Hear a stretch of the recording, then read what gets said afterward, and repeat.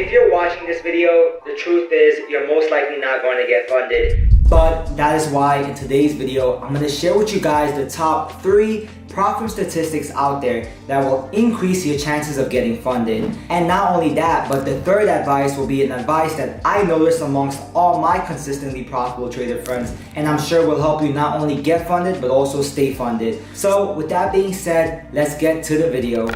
Now, the first profit statistic was said by Angelo, who is the CEO of The Funded Trader. And what he said was that only 30% of people who get funded make it to their first payout. Yup, you heard that right. That's pretty crazy. When I first heard that, I was like, no way, that is way too low. But looking back when I got funded, I remember my first few funded accounts, I ended up blowing them. I used to think, oh, I finally got funded, it's time to get rich. And I feel like a lot of traders, that's what they think. They think that once they pass the challenge, once they pass the verification, and once they get funded, that they made it. But they don't understand that getting funded is a whole new mountain, and staying funded is very, very, very, very hard. So going back to when I first got funded, as we can see here in my FTMO dashboard, we can see that I blew my first 3 funded accounts, which is pretty crazy. And the reason why was mainly because of these 2 reasons. The first one was just greed. When I got funded and I saw a very, very clean setup, I used to think, oh, this is live money now. If I risk a little more, I can make a lot more money on this very clean setup.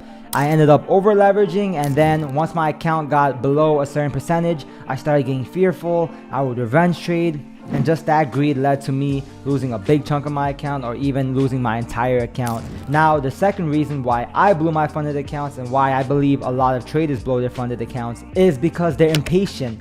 They finally get a funded account, and the first thing they do is they start out risking 1% off the bat. You need to understand that you only have a 10% drawdown, right? So if you're risking 1% off the bat, you're actually risking 10% on that trade idea, which is crazy. I highly recommend that if you're starting off, especially if it's your first funded account, don't risk anything more than 0.5%. What I do is once I'm up maybe 2, 3, 4%, then I could possibly think about risking 1% per trade idea. But what I highly recommend is you risk small, 0.25 to 0.5% per trade idea, build that cushion. Once you have that cushion, then you can increase your risk. So before I go on to the next statistic, I just want to make clear that a lot of us, we have unrealistic profit target goals.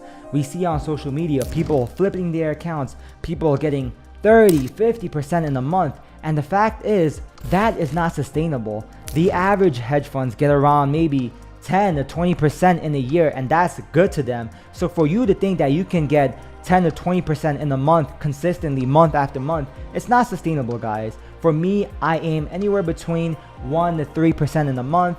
As long as I'm profitable, I believe that is a good month.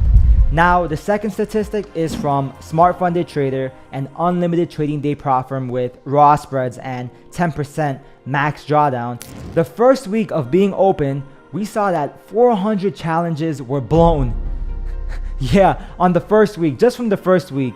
Like, what are you guys doing? How do you blow a challenge in 1 week in 5 trading days? It makes no sense. And it reminds me of that time where I went to a conference called the FX Summit, and I met a bunch of traders. And through there, I met someone who came up to me and they asked me, how do you get funded and how to approach the challenges? And I asked them, how do you do it? And what they told me is they wait right before news, right before a red folder news, and they'll enter in a position, and if that trade hits their TP, they pass the entire challenge. If that trade hits their stop loss, they're basically done. Now, that is pure gambling, guys. You need to have a sort of plan. You need to have a sort of structure on how you're gonna get that 8% or 10% target. For me to lose 5%, it would take me 10 losses in a row, and you guys are out here just losing accounts from 1 to 2 losses. So I highly recommend you guys to stop gambling. I know that eventually you do get lucky when you gamble. Those gambling bad habits will eventually catch up to your funded accounts, and you will end up losing that funded account. And now the third and last profit statistic, which has even helped me, and I've noticed amongst consistently profitable traders, is that the more trades you take doesn't necessarily mean the more profits you will make. So what do I mean by this? If we look at this table given by a prop firm called Funded Next, we can see that 12% of their funded traders take less than 15 trades in a month, yet they take out almost 55% of the total payouts. Yeah, you heard that right. That's pretty crazy. And it shows there is somewhat of a correlation between the more trades you take, the less of a payout you get. And I've also noticed this amongst my trader friends who have 7-figure in funding and who are profitable, is that they don't trade every day. They don't take 2 trades in a day. They only take a couple of trades in a week, including myself. And there are weeks where we don't even trade just because the market conditions are bad or the market conditions are consolidating. So we don't trade every day. We look for trade ideas that are A+ trade setups. We don't rush a trade. We don't force a trade. We don't have the impulse to be trading every day. So if there's one thing you can take from this prop firm statistic, is to make sure that whatever trade you take is calculated and that trading every day is not sustainable or realistic. For example, look at this tweet given by a prop firm called My Forex Funds. It says that this gold trader only takes about 2 trades in a month, yet he is consistently profitable. He is part of the 1 to 5% of traders who actually make money month after month.